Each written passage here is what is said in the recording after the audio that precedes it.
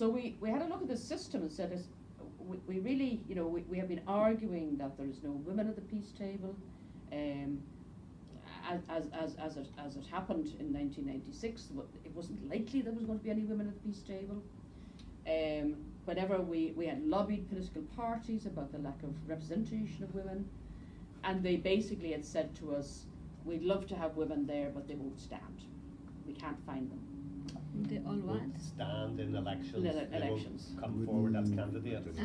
Oh, yeah. So their excuse was, we'd love to have women there, but But none they're of not them, coming. none of them Find come. them. Yeah, we hear it a can't lot. find them. Yeah. So, Yes. so we decided very quickly, because we only had actually 6 weeks before the election. We said, right, we will set up a political party. Though actually, what we also decided was we would not call it a party, we would call it a coalition, because we had never seen ourselves as getting elected to be Minister for Agriculture or Minister for Education.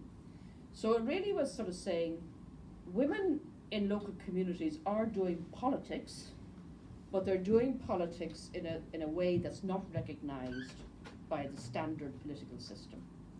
So really what we wanted to do was to shift the idea of what was politics, to be broader, to actually be more inclusive, but also to take on board a wider range of issues.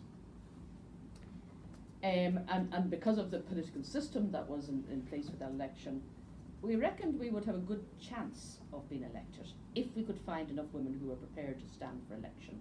Because every vote that any woman got was going to go into a pot, and that was going to sort of add up. So the next issue was, we also wanted to model a politics that would reflect a divided society. So the first thing we did was we said, well, right, we will not have one leader. We will have two leaders, co-leadership, one from the Catholic tradition and one from the Protestant tradition. So that when people look at the coalition, they won't immediately see one person and say, that person is a Catholic, so therefore that party, it takes this and this and this issue, or vice versa.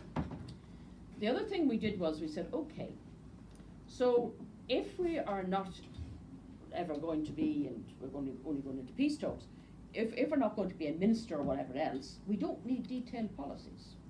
We don't need a policy on like political parties have on housing, on water and whatever else. We'll have 3 principles. So we had 3 principles of human rights, equality and inclusion. Because we reckoned that if we had started getting down to the details of policies, people would split. They would say, oh, I don't like this bit, or I don't like that bit. And as I say, there was never much chance we were going to implement the policies anyway, so it was pointless. If we had principles, then it meant, and it actually worked in practice, that when difficult decisions came, rather than starting with small bits of policy, you could look at it in a principled way. Because what we knew from the years of working before the ceasefires was that any issue that came up, people took different positions depending on who was talking about the issue. You know, was it an issue that affected someone from the Catholic community? Then the Protestant community wouldn't necessarily see it as a human rights issue. They would see it as something that was going to benefit them. Or if it was coming from the Protestant community, the Catholic community would say, oh, the only reason they're raising that is because, and they would again badge people because of that.